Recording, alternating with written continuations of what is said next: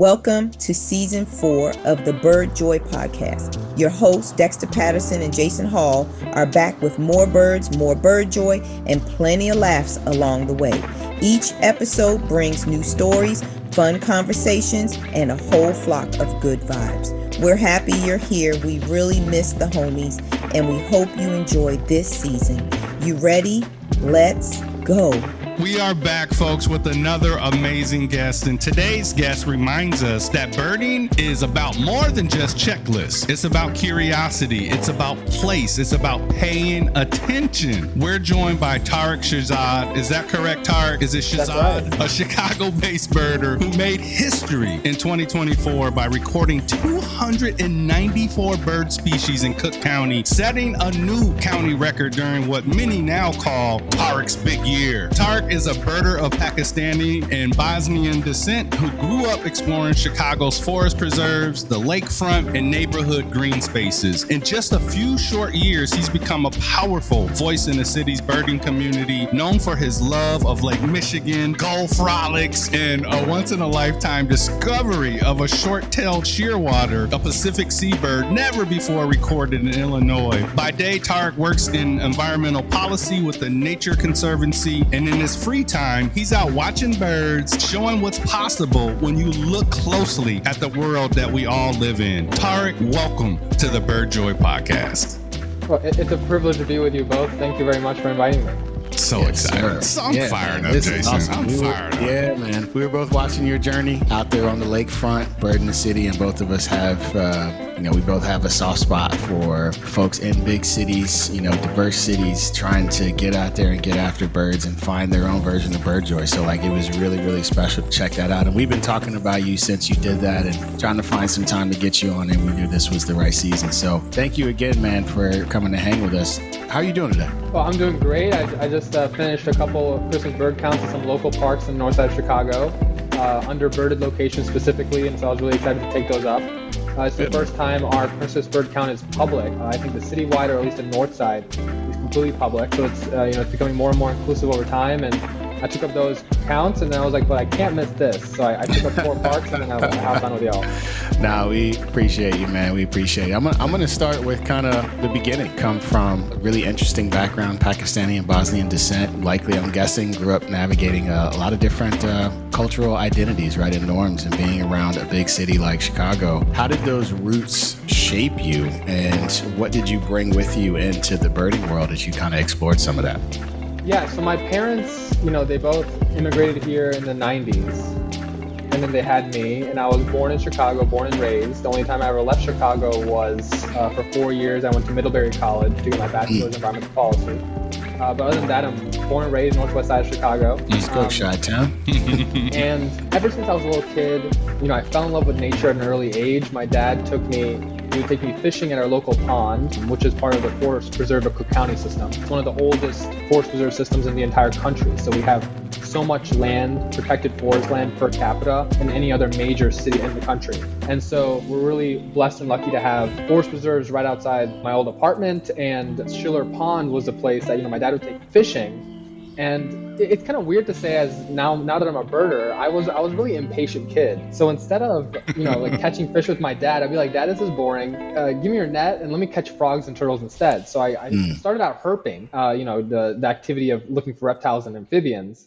And I didn't really get salamanders in the mix. You know what? I think with more ecological restoration, we're going to get more salamanders. But, unfortunately, because of buckthorn and quality of habitat, we need to do a lot of work in more urbanized forest patches to bring back salamanders. I know in southern Cook County they're doing okay, but I've never seen one in Chicago. So I held my first salamander last spring and I freaked out. So I am all in on Team Salamander. So I'm hoping I can continue to find more of those in my life. My bad. I heard herping and then immediately I started thinking about salamanders. Yeah, we should do a birding and herping trip. I swear. Yeah. The spring migration will be perfect. And then I fell in love with birding just really later in life. After I came back to Chicago after college, in 2022 is when I started birding, and then here I am today. So, what was really important in my upbringing was being exposed to the outdoors and my parents giving me that freedom. And, they had expectations as this immigrant family for me to study hard and do well because they knew how tough life can be and the opportunities that are given. A lot of opportunities are earned is the way that they would describe it to me. What I decided to do is after high school, I said, I think I want to blend, my hard work with what I care about, which is the environment. And so that's why I decided to major in environmental policy. I could have done like a pre-med track or a pre-law or something else, just to cash in, so to speak, right? I try to have more like a safe financial future. But my heart was telling me that I love the environment and I want to advocate for it. And my mom was really supportive of that, especially. And I think that's what guided me into becoming a birder today.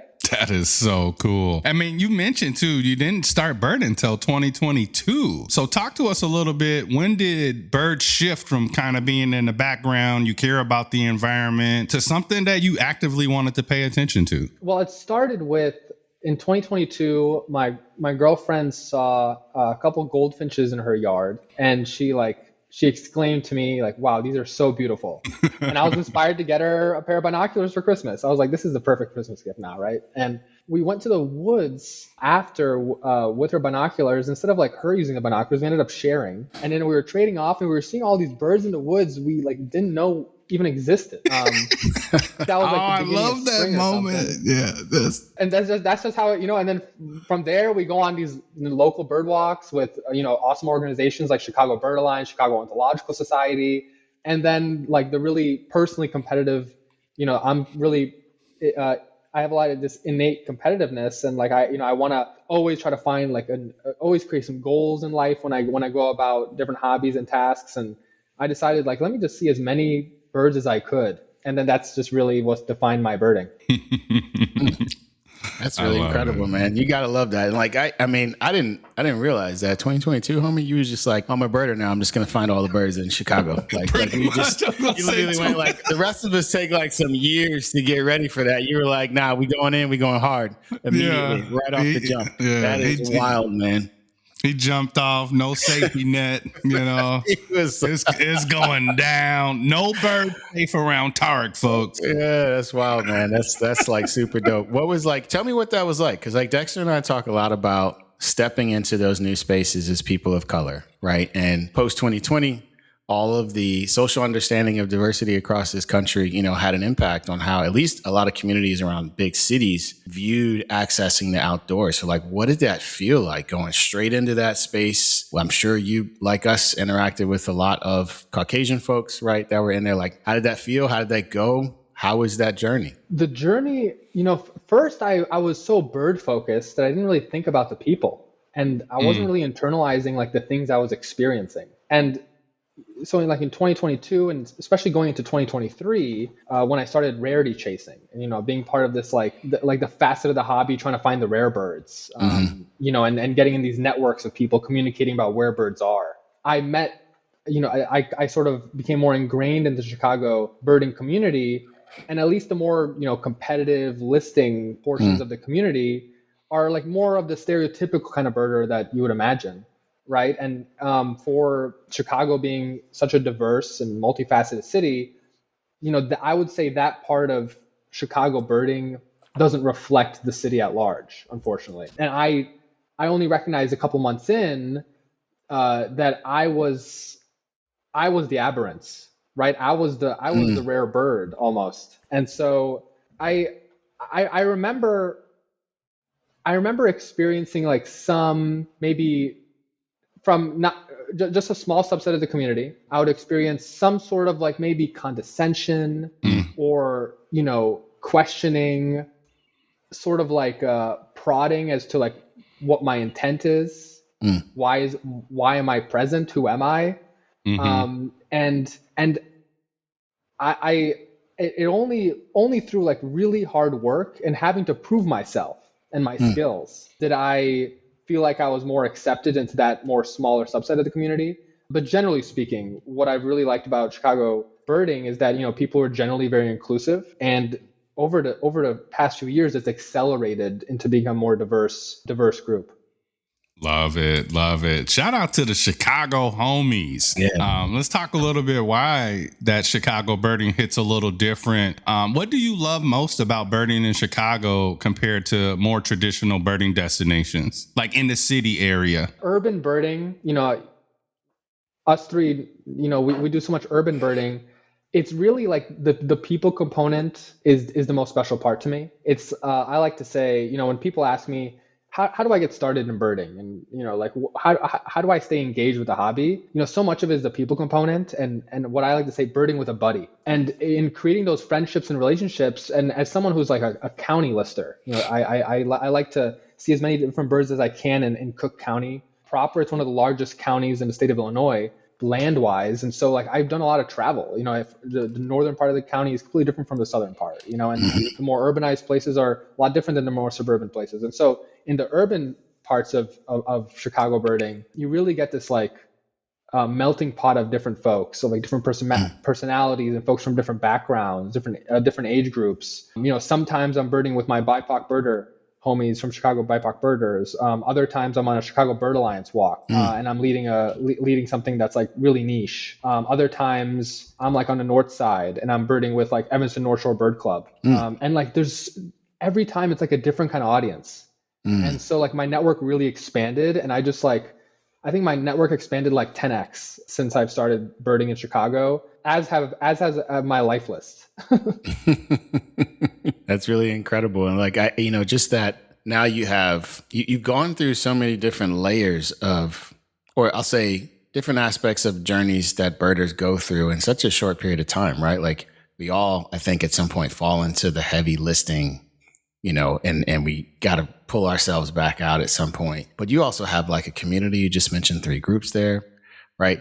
How has that changed how you experience the city, right? Like I have a tough time going around Philly. Like every spot I see, every little pocket garden, I'm like, oh, you know what they need? They need a thistle sock in there because we got to get some goldfinches, Or if I'm downtown, I'm looking, and if I see a big flock of pigeons, I'm like, where's the peregrine at though? Because I know it's down here, right? I know it is because I know where they're all sighted. I'm like, I can't exist in Philly proper, like in the downtown or the urban areas, without still birding.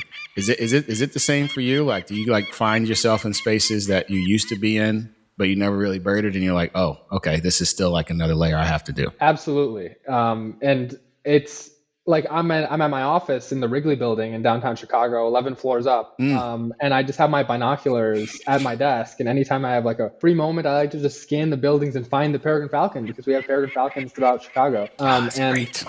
So much of it is like, yes, like there's different like types of communities in Chicago, and there's places that have gotten a lot of attention, and then hotspots that don't get enough attention. For a lot of equity concerns. And one thing that I found is like throughout, these different groups that I sort of phase in and out of, depending on where I am birding in the city, what's so awesome is like this collective unifying goal of restoration and bringing birds back and protecting the birds. And that, that bird joy is shared. I think that's what's really special. That's that commonality that brings people together. And, we do have our differences, and, we come from different walks of life, and, we're in literally different parts of the city. Like sometimes it's difficult for my friends in Hyde Park to meet me up in Rogers Park, for example, in Chicago. There are even these like structural barriers for folks. One common thing is every time I'm birding with these people, it's like, look at this habitat, we could improve it. And here's how we bring birds back, and let's go out birding on these peak migration days. Like everyone has like sort of the same collective unified vision of Chicago and making it more of a birdie city. And that's why we have so many birders here, especially. Y'all got like a Chicago hive mind going on over there. You mentioned Hyde Park. I gotta give a big shout out to the Hyde Park homies, Call and Response Books, the homie Carlos from the Chicago BIPOC Birders, and his wonderful wife. So if you're looking for a great bookstore owned by a Black woman, go check them out. Call and Response Books in Hyde Park. They were the first stop on the Birds of the Great Lakes book tour, actually. So special place in your boy's heart. So shout out to those homies over there. Tarik, we gotta jump into it, man. We gotta go big and talk about your big year. As you were going into 2024, you're literally only 2 years into this thing. You talked about being hyper competitive and wanting to see as many birds as possible. You're going out, you're finding rare birds. And I find that that fascinating because you're just getting started. And one thing about birding is it can be very intimidating because there is so much to learn. I have to think that kind of fed into your competitiveness at some way. But what was that original goal before it turned into a record-setting year in 2024? Yeah, that's a fantastic question. In 2023, I saw like 200 and maybe 20-ish birds in Cook County. So like I did already a lot of chasing. I didn't call it a big year. And I just, I tried to find as many common birds as I could. And then with work permitting and personal life permitting, I chased some rare birds. I don't think I even found any of my own in 2023. And then I was like, okay, I think I got the groove. So in December 2023, I decided, let me just make a spreadsheet of all the birds ever reported in Cook County history on eBird, and then like categorize them by like easy, medium, and hard. And just like, let me do some theory crafting and like, how many could I see? And then I looked at the all-time Cook County Big Years, and 280 would have put me as top 10 all time. And so that was my goal entering 2024, January 1st, like I was telling people I'm doing a Cook County Big Year. I didn't have like an intention necessarily to break the record, but 280 was still ambitious, but yet tempered to me because I had to balance my job and my personal life. And plus I was still new to this thing. I mean, that's man, you said spreadsheet, that was music to my ears. I was like, yes, organize it, have a plan. I didn't have that when I tried my first county big year, and I was exhausted at the end of it. So it's interesting to hear, like, so it sounds like you let folks know from the jump, like, yo, we are doing this, I'm doing this, right? When did you realize folks were following and paying attention and like, oh, okay, this homie is serious out here? Like, when did you know? Well, I think my friends, the connections I made like in 2023, my closest friends and confidants, like those folks, they knew from the start. Like, and I developed some like really awesome friendships with people like Phil Stossberg and Damon McDonald. Like those two guys were like my left and right wing on this like bird, which broke the record. Like they were my right hand guys. They knew from the start and they were helping me out. And then other folks, sort of like more acquaintances, just birders I knew, but I wasn't really friends with yet. They caught on, I would say, like halfway through the year. And, because when you hit the halfway point, you've already seen the majority of your birds. In fact, sometimes vast majority, like up to like 80% plus. And so really the second half of the year is you're just like scraping the few birds that you missed that you can hope to get again in the fall. And then plus those like big rarities that happen in fall migration. So like, I think by June 1st, I had seen 270. So I only saw 24 more birds since June 1st. So like the first half of the year is like a full-on sprint. And then the second half is a marathon. And birders who've done big years and like are really experienced in county listing and just listing in general, they tuned in for the marathon. Like they didn't recognize that the sprint was happening, right? Yeah. That makes sense. I always tell people, my big focus, obviously, you're on the Bird Joy podcast. Our big focus is to spread bird joy. And I always tell people, I notice that sometimes when people get too focused on a list, they start to lose their joy. Talk to me about how you keep your joy as somebody that did a list and, will you do another one? Has anybody broken your record?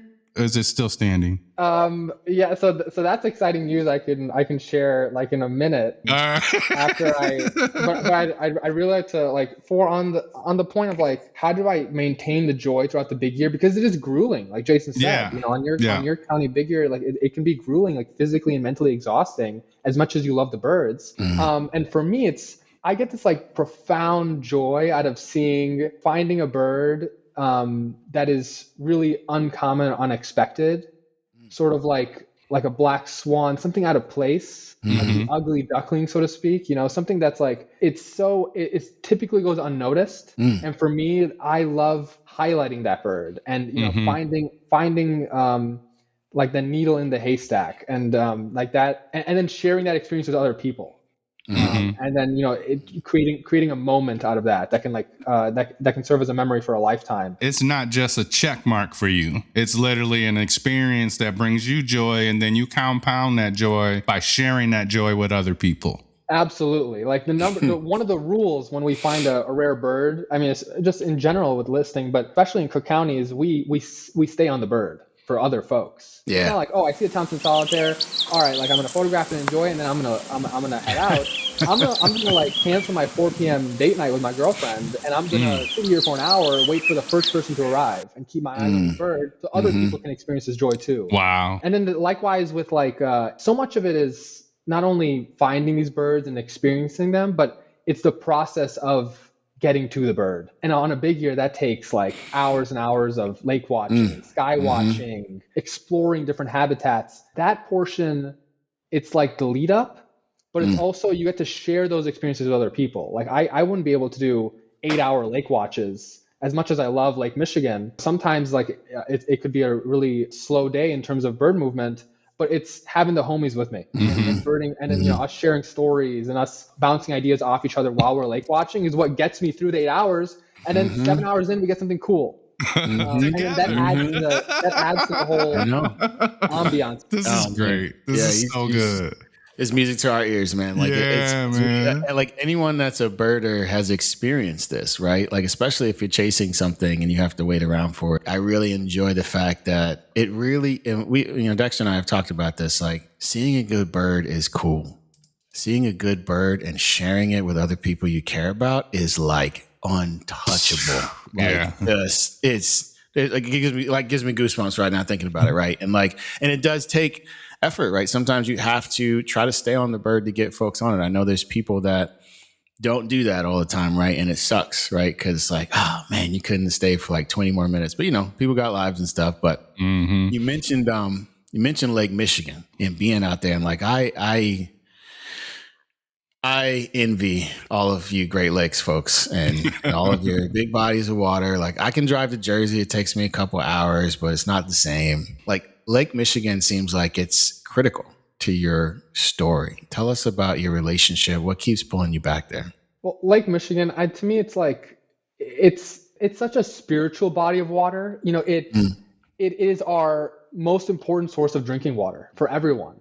It's publicly accessible. The lakefront is for everyone. And that's what's so awesome about Chicago too, is so much of the lakefront isn't private. It's public access, right? And we have this really cool lakefront trail, and we have Chicago parks like dotted all across from north to south. And all those places are publicly accessible for people and nature. To me, that isn't the same if you go south into Indiana or into the northern suburbs of Cook County and Lake County. And so that stark contrast means more people can connect with Lake Michigan. And, we rely on it for our health. It's so important ecologically for birds and for the wildlife we love. And that was like a newfound realization for me. I understood the value of it in terms of like my drinking water. That's where my tap water comes from. And like when I started the big year, and especially like going into the fall, I had to find a lot of like vagrant seabirds.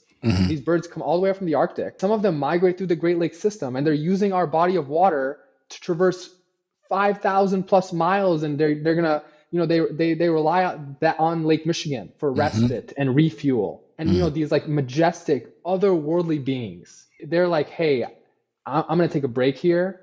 I'm gonna give you a glimpse of my majesty, and then I'm gonna head off. And and like that, what's so cool about Lake Michigan is like we have those like Jaegers or Sabin's gull, like the rarest of rare birds, are just on this really critically important body of water.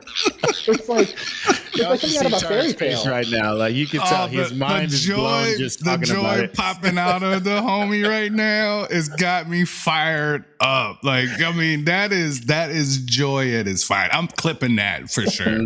I gotta clip that. This man, you have me. Like, I'm trying to go birding now. Me too, man. I'm like, yo, let me throw these headphones off and like run outside. Like, Jesus. Well done. Oh, I mean, I know every time I go to Milwaukee and I get the bird on the lakefront there in Milwaukee, some of my best birding memories are on Lake Michigan. So I get what you're saying, and that through line in Milwaukee here is amazing. As I was putting together Birds of the Great Lakes, I was like, we are so lucky. It is insane how lucky we are in this region and the bodies of water around us as the birds are coming through and migrating, and they just like say, you know what, I'm gonna take, like you said, I'm gonna take a little pit stop right here and let you look at me. Look how special I am. This is so crazy, but I don't think people realize that when you're looking at Lake Michigan, it looks like a sea, right? Like it looks like you're at an ocean. Like my brain still, I still can't comprehend, like, this is a lake? You know, like I'm always just like, this is a lake. We had winds the other day and there's 35-foot waves and stuff in a lake, you know, and I'm just, it kind of blows me away.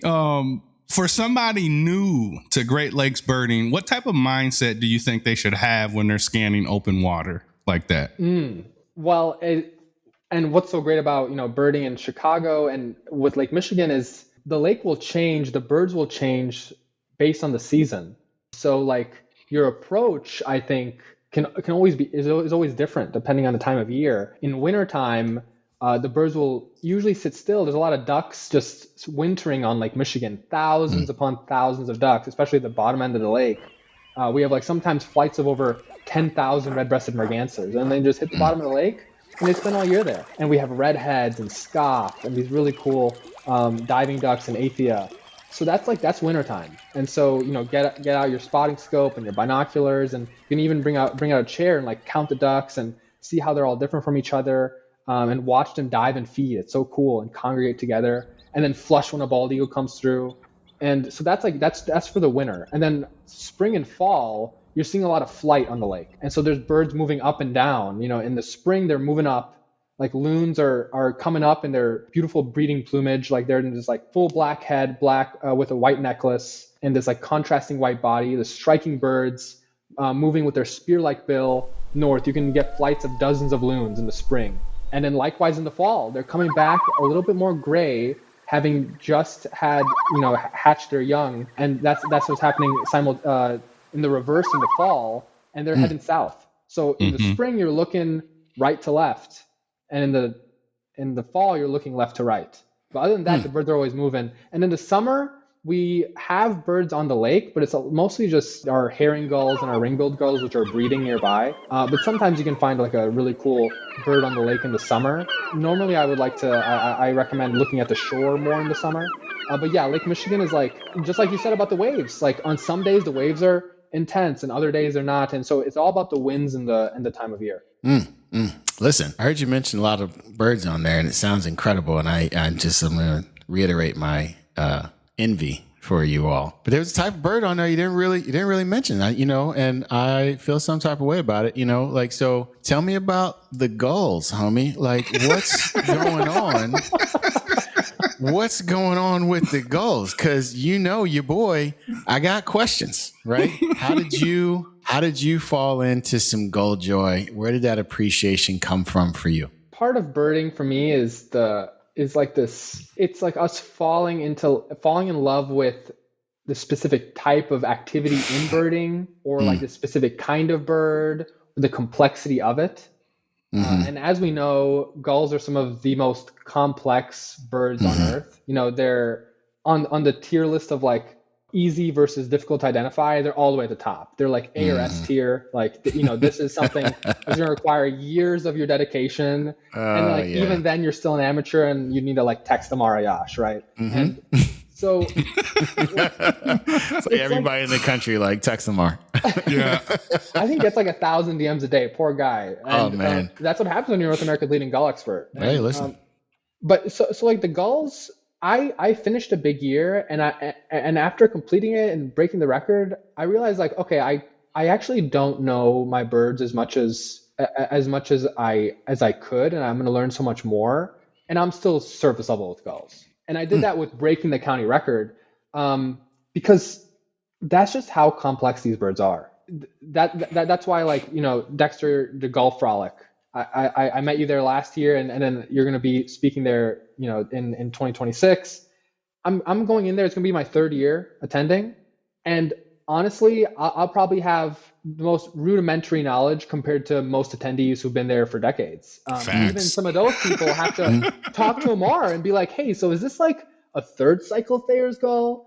And like these beings are just so incredibly complex, and we're trying to interpret them, right? That's a special part. Bro, I was there last year and I was blown away. I was like, people are IDing, coomlings on the wing, and I'm like, they're like, I'm like, who are you people? I was like, this is insane. But I'm sitting there realizing, similar to Tarik, like I tell people all the time, I think that's what I love most about birding is like, I always realize that I don't know nothing, and I'm always learning, and I am a lifelong learner. Like I feed off of that. So goals are one of those things where I don't know how long I got on this earth, but all that time I can spend on learning about goals because that's how crazy they are. So I always got something to look forward to, and that experience, I told you, Jason, about it. Like, you got me paying attention to goals more. You got me to go to that dang gull frolic because I was like, man, I gotta go see what these goals are driving about. Distance, man. You got I was like, I gotta go check this out. So I go there. It is the coldest day of the year, and I was like, okay, first of all, these are my people. Like that was the moment where I was like, people that love gulls, you're my people, because I'm like, it is so cold, and you still out here laughing and having a great time IDing gulls. I was like, so that was like number one off the checklist. I was like, yep, I found my people. Then I started meeting new people. Like Tarik, I met you for the first time. I met Eric, who was with Chicago BIPOC Birders. He moved to Cali to do his residency.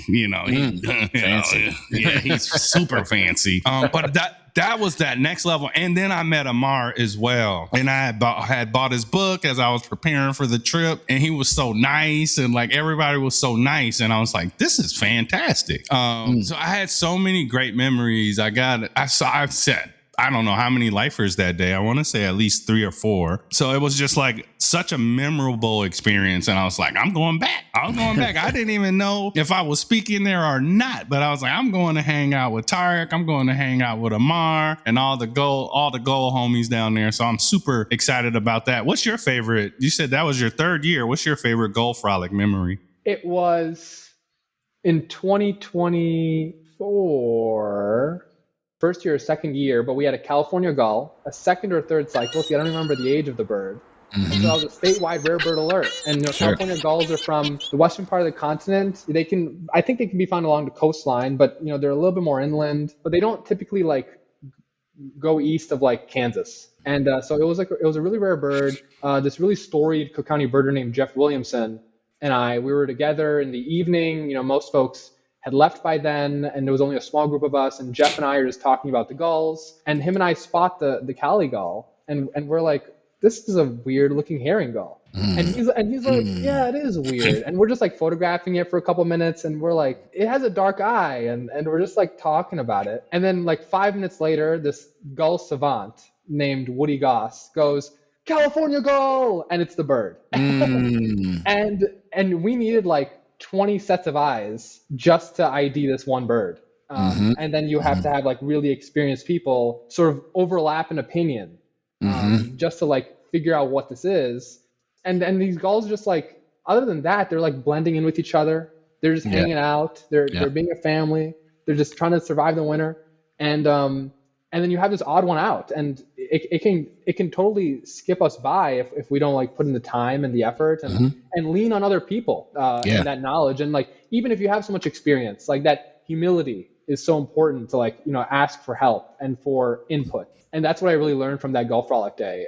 So that California gull really stuck out to me. And to this day, I can't confidently ID a young California gull. I would need to like have a book in front of me. And like, there's no shame in saying that, maybe one day I will. But until then, I'm going to lean on experts.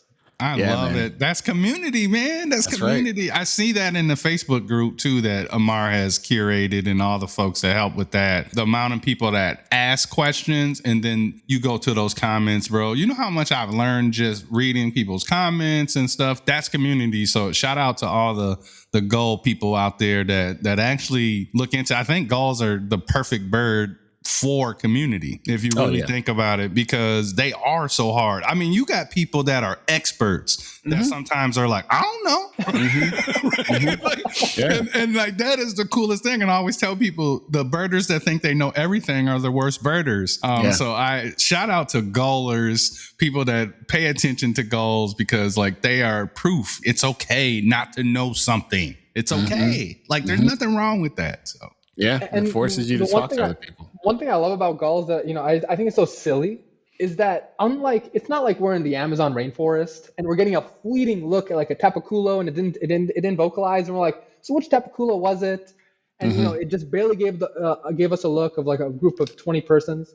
Instead, like, you have these gulls just sitting in front of us. Like, they're just gonna open their wing, do a 180, like, all right, this is who I am.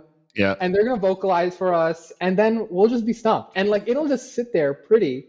And that's the difference, is like, when you look at warblers, one of the tricky parts about warblers is that they're so jumpy, and like, they gotta feed, they're focused on fueling up for their big migratory journeys. And there are these tiny little cute birds up in the canopy, and, they're blending in with the trees, but gulls will be right on the open. As Amar talks about it, you can find them in like a Walmart parking lot. That's right. But they're still enigmas to us, and so that's what makes them, like, when you describe the difficulty of it to a non-birder, it like kind of adds to the mysticism of birding. Oh yeah, it absolutely does. But it's a puzzle, and if you like puzzles, like, and they're there, and like, the worst part about gulls is when they decide to sleep and they like fold their head over and you can't see nothing. You can't see the eyes and legs, and you're like, I can only see a gray mantle. I got no wingtips. I got no tail. I got nothing. And like, I think that is just so cool. And like, y'all gonna have to stop me because this whole episode will end up about gulls. So I'm gonna try to shift gears here, right? But like, going from a community where you're sitting out in the cold with people looking at tens of thousands of gulls and enjoying yourself, to what I would say is one of the most interesting experiences for any birder. And I think all three of us has felt it, and that's finding a rare bird yourself. So you pulled out of a hat a short-tailed shearwater. Tell me about this experience, and what did that change for you as a birder? So I'll begin with, it was getting down to the wire. I saw the bird on December 8th, 2024. And so I had tied the record on Thanksgiving Day with a golden eagle. And everyone was telling me, okay, you should break it with a red pole that will hopefully come down, or a glaucous gull. And I never saw either. The winter didn't get cold enough until January for a glaucous gull to show up there like ice. Really, like December 8th, it was a 40-something degree day, which I wasn't happy with. I wanted to get cold and freeze over. And so like, my birding gut was telling me, like, I have to find like a Townsend solitaire, or like a varied thrush, like a western passerine or something. There's no way I'm going to find like a glaucous gull is just going to show up. Back against the wall, the shearwater really reminded me what birding's all about. And it's the bird is part of this bigger story. And so like, I saw the bird with my two favorite birding buddies that I mentioned earlier, Damon McDonald and Phil Stossberg. We were walking down Montrose Pier after someone had reported white-winged crossbills at Montrose, and we all three of us needed that. And then we arrive an hour later, and unfortunately they were gone. And so we decided, let's just walk to the end of the pier and let's see if we can spot a glaucous gull or a black-legged kittiwake, something for all of us. And we're walking down the pier, and I just see this really dark sort of, I knew it was a seabird right when I saw it. I was like, I don't think that's a herring gull, and it's coming towards us. My gut reaction was juvenile parasitic Jaeger, which are like a pretty brown overall. And then I noticed like it wasn't flapping its wings much, and it was coming closer. And I just shout to my two friends behind me. They're like 10 feet behind me. I'm like, guys, seabird is barreling towards us. Like, ready your cameras. And it just comes towards us, and then it banks out. And as it's banking, we're getting these shots, and we're looking at the photos like 15 seconds after. It's already 200 feet away, going straight into the middle of the lake. We see these photos, and we're like, the face of this bird is a tube nose face, right? Of that order definitely. Of birds, of the, like the taxonomic order. And then, we know it's a shearwater of some kind. None of us, I don't think, had ever seen a shearwater before in our lives. And when I say this broader story, like, so much of the shearwater has to do with like this global phenomenon that's happening, climate change. There had been, I think, 2 or 3 short-tailed shearwaters that had already been seen on the Great Lakes system prior to that Lake Michigan day. So that's also how we were like pretty sure it wasn't an escaped zoo bird. But like, And so it's because of, likely scientists are positing the shrinking of Arctic sea ice in the north, that seabirds can become more vagrant, and they can get more lost with more open water passageways. And then so like the month before, I think one was seen on Superior, and then it was a Wisconsin record, and Ashland on Superior, and then either Huron or Ontario was the other bird. So like people knew that, okay, short-tailed shearwaters are somehow in the Great Lakes system, and then ours was the first like Michigan record. But it's that part of the big year, and it being like the miracle bird that like cemented for me that experience. But it's also like that bird is part of a bigger story. It's telling us something. Like this bird is speaking to us, even though it's not vocalizing, right? That like the environment's changing, and I think we have the power to act on that. Wow. So that bird connected to what you love, the environment as well. So hearing you talk about climate change and birding as a whole, your big year, how has it, you touched on this a little bit, and I think this is fascinating. How has it helped to deepen your understanding of conservation through your policy work, but also the work you put in as a birder? There's a hot spot in Southeast Chicago called Big Marsh. And the hotspot, it's being restored over time. It's a really important stopover spot for waterfowl and a breeding location for marsh birds. So I love going there in the summer and hearing Sora and Virginia rail. It's a tricky location because when it was initially being restored, the water levels were much lower. And so mudflats were exposed, and they would get like every fall Hudsonian and marbled godwits, which are these really rare shorebird species. And those birds are not using that for wintering habitat or summering habitat. They're just using it as a quick stopover, right? But those are birds in decline. And now that the water levels are higher, those mudflats don't exist. So that's one less place for vulnerable shorebirds to find respite. But now instead, waterfowl are using that location. And now it's better marsh habitat. And so like the way that now that I work in environmental policy and like I'm engaging with government officials and agencies, decisions that are made, sometimes we make a decision that we think is going to be, generally good for X environmental reason. And then it has like Y outcome that is, it's a give and take sometimes with the environment. Is that's what restoration is. It's like we get to, if we, for example, develop a site into a prairie, and then it's not going to be a wetland. So like we're making these active decisions that have really, that have huge impacts on the ecosystem, and they take time. So like if we were to like advocate for more wetland habitat or like more mudflat habitat, lower water levels in certain locations, that could take a long time. And as someone who did the big year, you can't just get that in a single year and then just like bring about the birds that you want.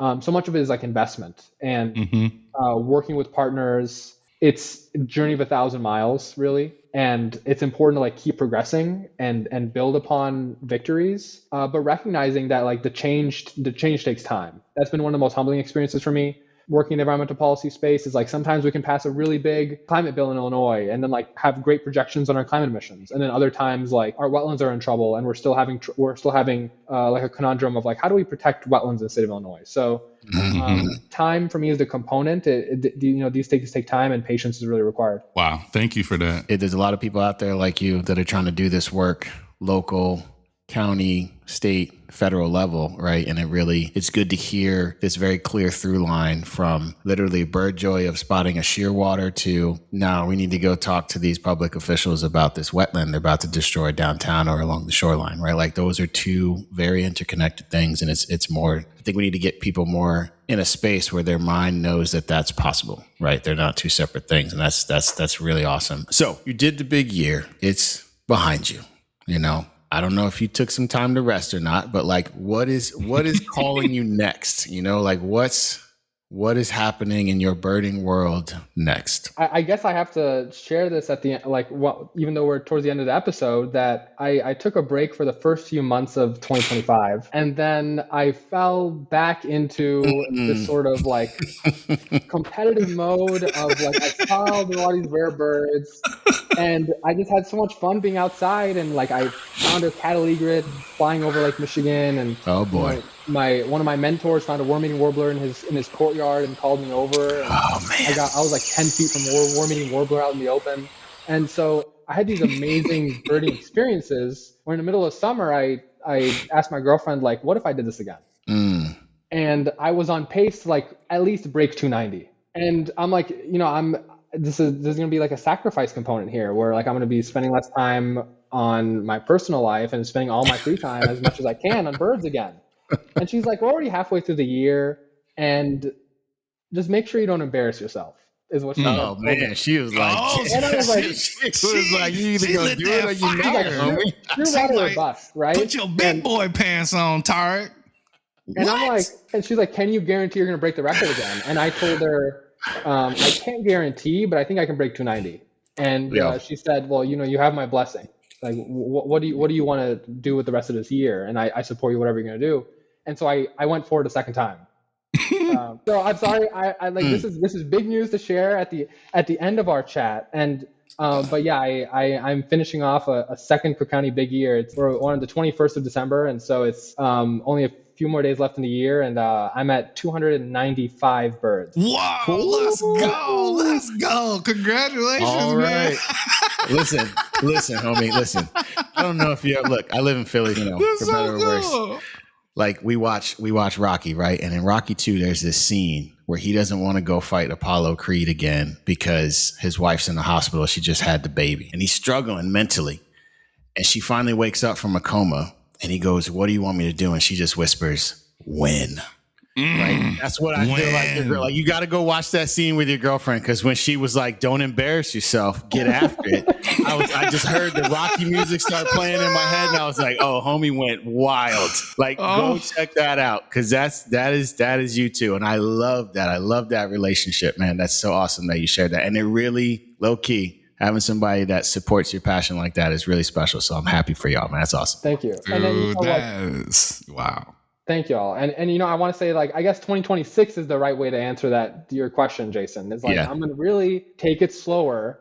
But also, one thing I will admit about doing 2 back-to-back Cook County Big Years is I wouldn't have seen a fraction of my birds without other people. Like not only their knowledge, but some of their sightings as well. And they're really my mentors. And it's a collective, it's a county Big Year. It's our That's record. right. That's right.